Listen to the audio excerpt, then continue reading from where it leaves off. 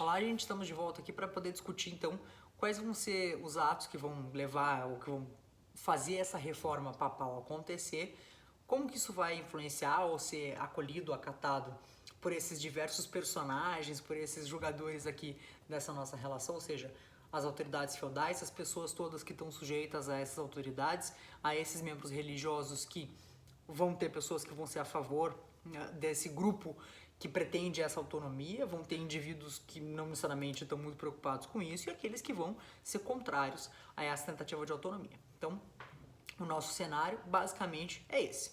Temos, de um lado, autoridades e indivíduos que têm a capacidade e a responsabilidade, a atribuição, o poder de fazer a distribuição desses cargos.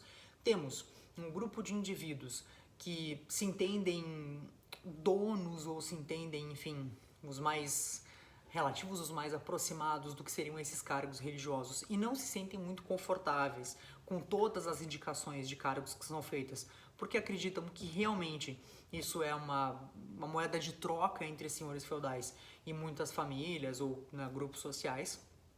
Sem dúvida nenhuma, isso acaba sendo, até pela importância desses cargos, é uma moeda de troca, uma forma de compadrismo, trocar de favores, enfim. Então nós temos, pelo menos, temos dois interesses aqui bastante distintos.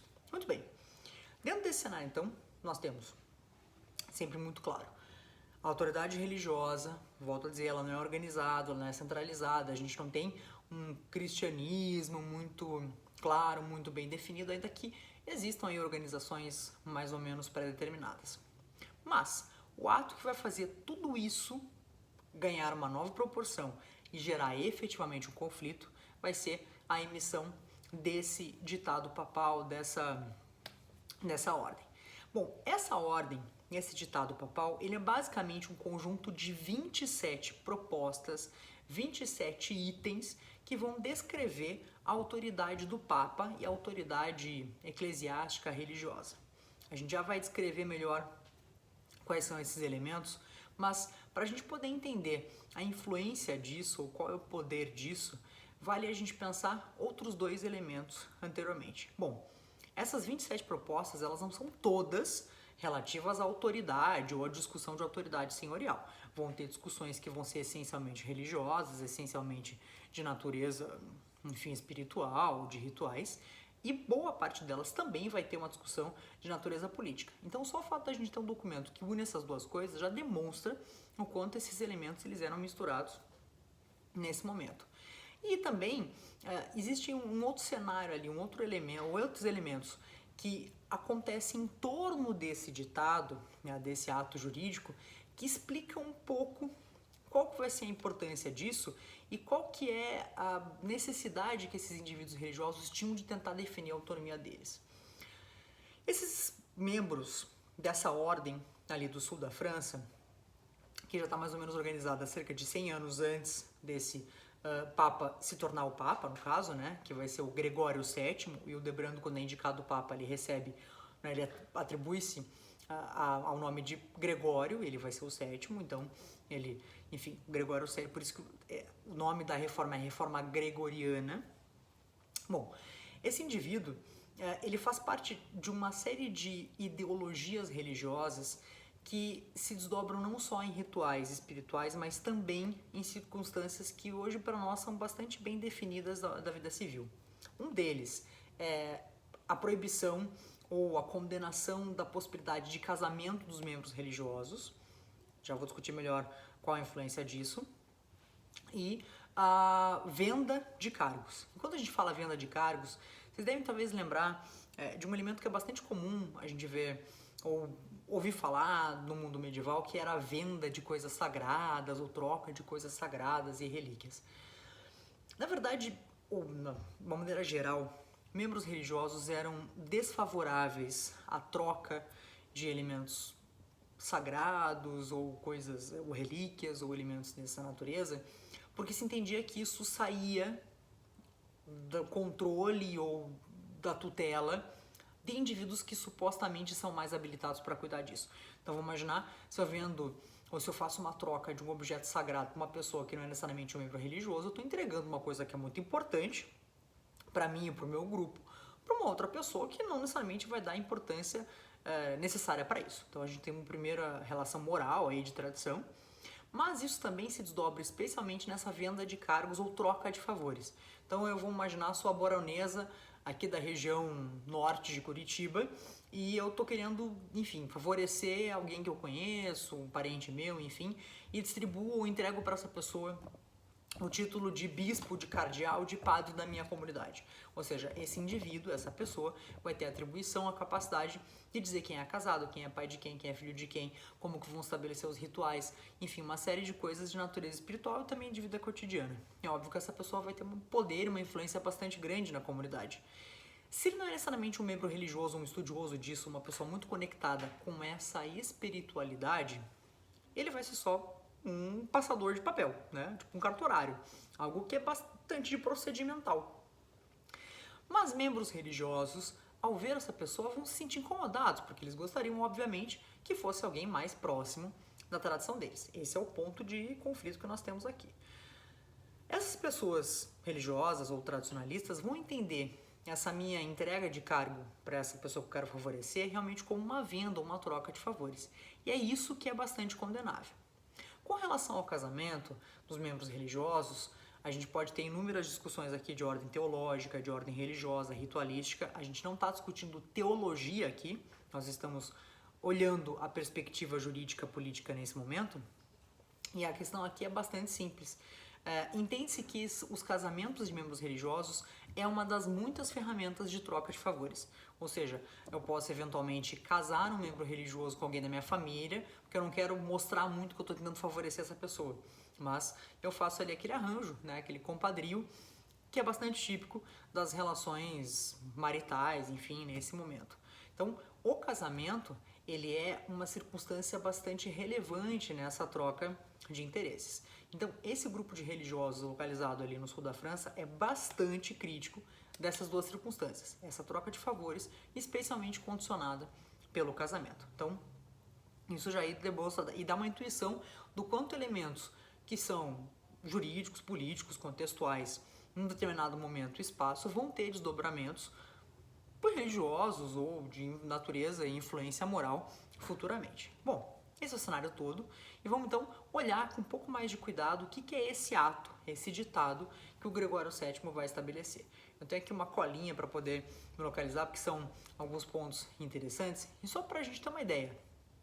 Isso está já disponibilizado para vocês, podem olhar com muito mais calma, mas eu gostaria só de destacar alguns pontos que demonstram o quanto isso vai realmente atacar essa autoridade e esse poder dos senhores feudais. Bom, entre as muitas proposições, algumas que já começam, né, eu vou colocar na ordem que elas aparecem, porque elas vão sendo variadas com discussões que são realmente políticas ou religiosas, mas eu vou colocar na ordem em que elas aparecem dentro do contexto ali. Então, primeiro que já começa dizendo, ó, vamos mostrar que a gente veio, é dizer que somente o Papa, ou seja, ele, o Bispo de Roma, tem a capacidade ou autoridade de dizer quem é ou não é bispo. Bispo é o mais alto cargo que alguém pode ter de natureza religiosa dentro dessas comunidades feudais. Então, se só esse indivíduo que está lá em Roma pode determinar quem são essas pessoas ou esses indivíduos dentro das comunidades feudais em toda a Europa, ele estaria obviamente atacando uma esfera bastante grande da autoridade dos senhores em cada localidade. Somente ele, esse Papa, esse Bispo, pode promulgar novas leis conforme a necessidade dos tempos. Se a gente fala, ou se a gente atribui, ou percebe que nós temos um indivíduo que está lá no meio da Itália, que de repente diz que apenas ele tem a capacidade e a atribuição de criar novas leis, ainda que isso seja um conceito muito abstrato, porque a ideia de lei aqui não é muito clara, né? Mas, ou seja, a ideia de que ele tem a capacidade e a atribuição de determinar procedimentos, parâmetros, elementos para condicionar soluções de natureza jurídica, isso é realmente muito potente nesse momento, né? Porque como a gente viu anteriormente, as soluções de natureza jurídica não são condicionadas por uma lei ou por uma norma anterior, mas sim por uma noção de realidade. Quem fez, como fez, quando fez, quem que é essa pessoa, qual o trabalho dela, onde que ela está localizada, para quem que ela responde, contra quem que ela fez aquilo. Então, se nós temos um parâmetro pré-estabelecido por uma pessoa que não tem nada a ver com aquela comunidade, isso por si só já é um nível de interferência bastante grande. Aí, não bastasse essas duas discussões de natureza jurídica, ele já entra num conflito aqui e coloca duas atribuições que são bastante imorais. Uma de que somente os papas, os pés do papa devem ser beijados pelos príncipes. E daí, com isso, a gente aí tem um ato de submissão bastante grande. Está dizendo, olha, vocês, autoridades humanas, né, terrenas, devem submeter a minha autoridade terrena porque ela é atribuída por um poder divino ou por alguma coisa dessa natureza. E vai além. A proposição seguinte é de que ele tem a capacidade de depor, ou seja, de tirar o poder e a autoridade de príncipes e imperadores. Com isso, supostamente, ele está querendo dizer, olha, pessoa X aleatória que é o barão de alguma coisa, há 400 anos a tua família é o barão, ou são os barões de uma região X. Não quero mais que você seja o barão, não quero mais que você tenha essa autoridade, não reconheço mais isso em você. Então, imagina, né, o impacto que isso tem para um indivíduo que tem essa autoridade receber um papel dizendo que alguém que ele nem conhece direito, que ele não faz a menor ideia de por que aquela pessoa está lá, pode dizer que ele é ou deixa de ser alguma coisa. Que ele pode fazer a transferência de bispos de um lugar para o outro, ou seja, ele pode interferir nessas indicações, né, eventualmente quando isso o desagradá-lo, que pode fazer o envio de membros religiosos de um local para outro conforme a sua bem intenção, que nenhuma norma, nenhuma lei ou nenhum livro vai ser considerado canônico sem a sua aprovação. Isso quer dizer que não vai ter caráter religioso tradicional, não vai ser reconhecido como parte dessa religiosidade aquilo que não for autorizado por ele. E daqui é um ato de natureza bastante religiosa, mas que interfere, obviamente, no cotidiano e no dia a dia da produção de regras e coisas e soluções que são feitas dentro dos feudos. A decisão do Papa não pode ser questionada por ninguém e somente ele pode reformar qualquer sentença. E daí com isso a gente tem um desdobramento jurídico importante. Bom, se ele não pode ter nenhuma decisão sua revista, não tem poder de recurso, mas ele pode eventualmente interferir e reformar decisões de outros indivíduos. Imagina o senhor feudal condena alguém à morte por alguma coisa, a pessoa recorre para o Papa e o Papa diz, ok, não quero mais que a pessoa morra. Ou o contrário, né? Alguém é absolvido pelo senhor feudal e ele diz, não, eu acho que essa pessoa merece morrer. Né? Então, é uma interferência muito, muito profunda nas relações jurídicas internas. Não pode ser julgado por ninguém, por motivos óbvios, a decisão dele é soberana e ele pode rever a de todo mundo, não faz muito sentido imaginar que ele possa vir a ser julgado, que ninguém pode condenar alguém que apele para ele. Então vamos imaginar, eu tenho um problema de natureza jurídica qualquer, no lugar onde eu moro originalmente, me senti injustiçado, vou lá e recorro para o Papa. Ninguém pode reformar ou ninguém pode me condenar caso eu faça essa apelação. Aqui a gente tem uma discussão bastante de procedimento, mas que vai ser bem relevante para a determinação do que vai ser o direito canônico futuro. E as últimas duas, que são bastante expressivas, a de que depois da sua decisão e com a sua autorização é permitido aos súditos apresentar queixo, o que ele quer dizer é o seguinte, olha, a pessoa se sente injustiçada por alguma razão qualquer, na sua localidade de origem, pelo seu grupo social, pela sua corporação, pelo seu senhor. Se essa pessoa fizer queixa para o Papa, ou se ela tentar estabelecer um procedimento perante a autoridade religiosa, ela sai, ou ela é retirada da possibilidade de ser julgada por esse grupo original dela e só vai poder ser julgada por esse tribunal papal. Bom, mas isso já surge um primeiro problema, porque afinal de contas não existe um tribunal papal, porque afinal de contas não existe um Vaticano, não existe uma sede da igreja. Então, aqui já se tem um indício de que há que se criar, há que se organizar, né? Vamos ter que criar não só regras, mas procedimentos e formas de fazer essas coisas e esses procedimentos jurídicos acontecerem. E por último, a última propositura, que também tem uma influência bastante profunda, é a de que este bispo de Roma, portanto o Papa, tem a possibilidade de dissolver a relação feudal senhorial. Ou seja, um indivíduo qualquer que há 400 anos o tatatatseteravô dele veio para um lugar, declarou que ele vai ser fiel a um senhor.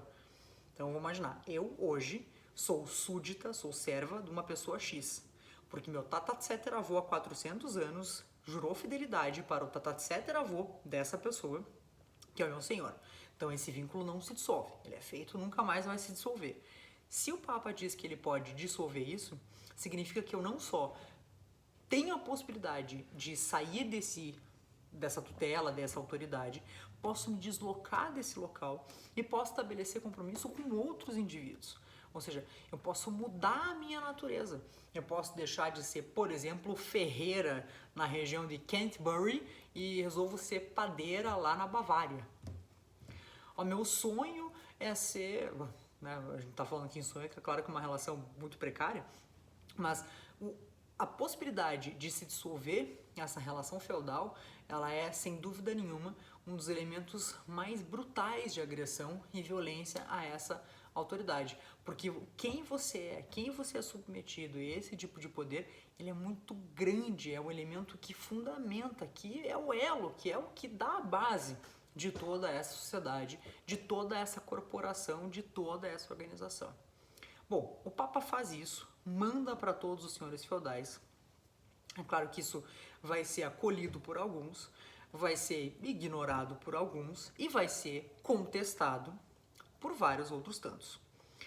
Quem vai encabeçar essa contestação vai ser um cara, o Henrique IV, que é identificado como um rei germânico, ou seja, ele é entre os senhores feudais da região do que é hoje lá a Alemanha, norte da França, enfim.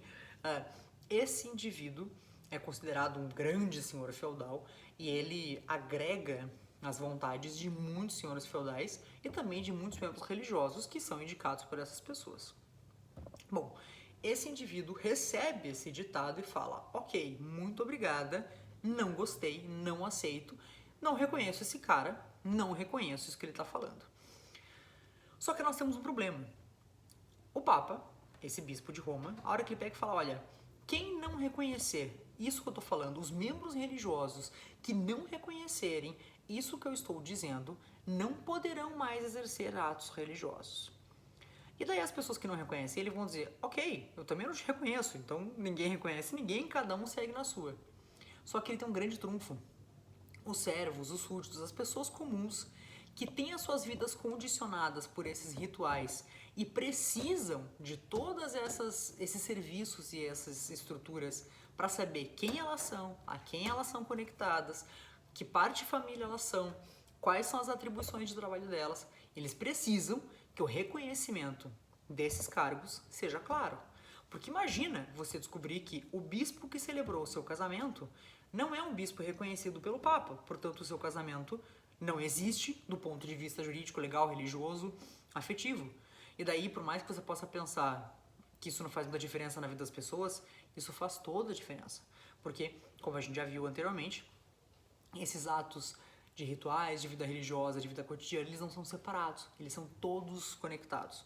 Então, se eu perco essa referência, esse indivíduo que celebrou meu casamento, que celebrou o meu compromisso feudal, que celebrou a minha incursão, a minha investidura como mestre padeira da comunidade de padeiros da região do sul da França, se isso perde a legitimidade e perde a autoridade, quem sou eu a partir de agora? A quem que eu me remeto? Quem que eu mando? A quem que eu respondo? As relações, elas perdem o efeito. Portanto, os senhores, ou muitos deles, por mais que não concordem e não gostem, eles estão atrelados a essa necessidade de dar legitimidade àquilo que eles fazem ou atribuem por uma natureza que, quando a gente fala que religiosa, ela é muito mais de rituais, de legitimidade. Tentem pensar no que seria a legitimação de um ato jurídico por um cartório. Né? Então, a aprovação de um membro religioso para um ato seria o equivalente a um selo lá de autenticidade. Portanto, se a gente não tem essa autenticidade, essa legitimidade, portanto, a gente também não tem autoridade ou não tem a existência de certos atos. É nesse nó que está o trunfo do Gregório VII. Porque, por mais que o que ele fale, o que ele faça seja uma afronta muito grande a esses senhores, a esses imperadores, a esses príncipes, a esses reis, o que ele tem É a necessidade que os súditos, os servos, os vassalos e os próprios senhores feudais têm de legitimar os seus atos.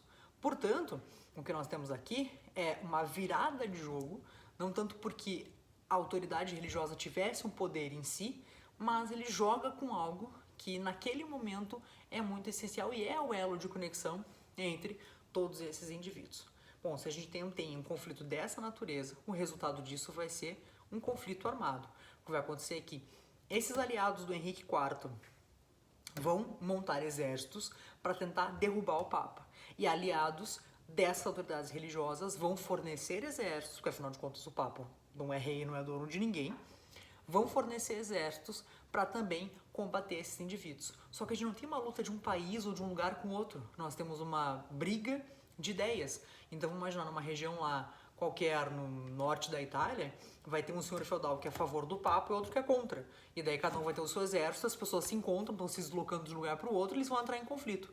É um conflito de proporções gigantesca, né? Se a gente fosse equiparar, seria o equivalente a uma guerra mundial, porque todo mundo que está envolvido naquele território não tem como ser isento, né? Ou você é contra ou você é a favor, você concorda ou discorda, e de alguma forma vai estar participando desse conflito. É um conflito que vai durar cerca de 40 anos até ele se encerrar.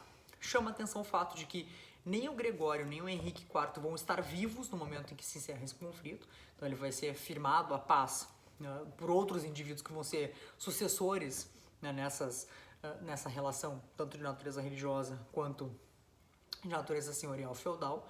Mas, diante disso, se consolida a ideia de que essas autoridades religiosas, conectadas e ligadas ao bispo de Roma, vão poder, a partir desse momento, estabelecer regras que vão valer para todos os indivíduos que se entendem cristãos e que, portanto, concordam com essas ideias deles. Então, aí começa a se consolidar e se organizar um pouco mais essa estrutura jurídica de uma igreja. A gente não está aqui falando de teologia, volto a dizer, mas temos aqui uma organização de autoridade, quem pode dizer o quê, e principalmente a possibilidade de estabelecer regras e tribunais de julgamentos, o que vai ter dois desdobramentos bem importantes. O primeiro deles, a criação do Tribunal de Inquisição, que vai ter uma natureza bem específica, que a gente vai discutir na sequência, enfim, não tem uma relevância expressiva nesse momento, mas a gente entender que ele é um resultado de uma centralização de autoridade. Então, o primeiro ponto é esse, a criação de um tribunal específico que é submetido a uma autoridade que não é ligada aos senhores feudais, necessariamente. E o fato de que se cria não só uma origem única para regras, mas procedimentos também padronizados, organizados, pré-estabelecidos para levar essas regras adiante. Então, a gente começa a intuir e a perceber algo muito próximo do que nós entendemos como direito, procedimento, processo.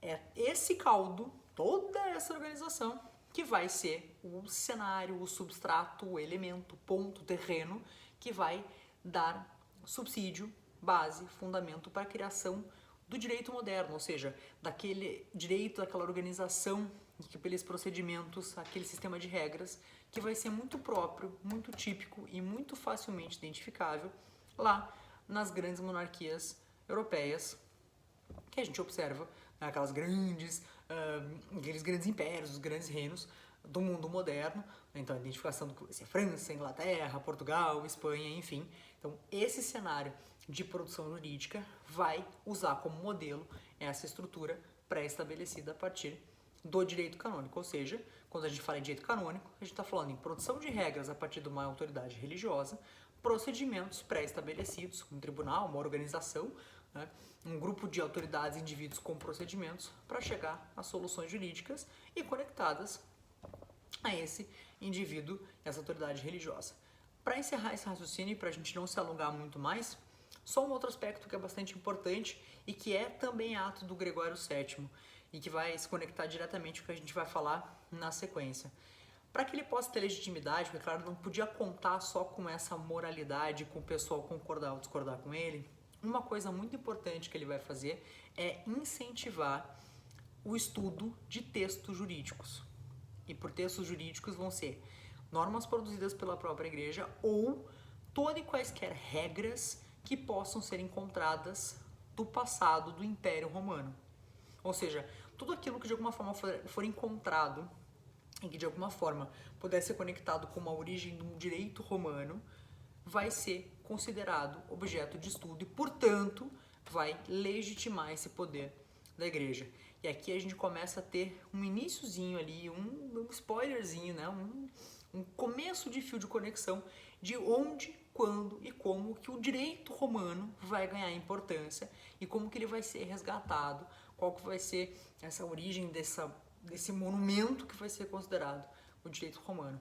Porque a única remanescência, os únicos, digamos, ruínas que exista de uma relação jurídica mais pré-estabelecida é a do direito romano, que desapareceu lá 800 anos antes, né? Portanto, se fosse encontrado algum tipo de relação ou, enfim, textos antigos relativos a esse período, vai ser considerado algo digno de ser estudado, algo digno de ser interpretado e analisado para que possa dar legitimidade a esse poder de natureza religiosa. Então, de alguma forma, também a gente vai ter um poder religioso lá em meio da Idade Média que vai se sustentar, se fundamentar, se basear num direito que tem 800 anos antes, numa realidade totalmente diversa, totalmente aleatória, e daí se refere um pouco àquilo que a gente já conversou anteriormente. É uma escolha. Era o melhor direito? Não, era o que tinha.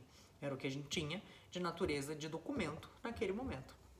Encontramos isso, parecia interessante, nos era favorável, usamos isso, e é isso que vai dar origem a uma nova forma de pensar a relação jurídica e o próprio estudo do direito.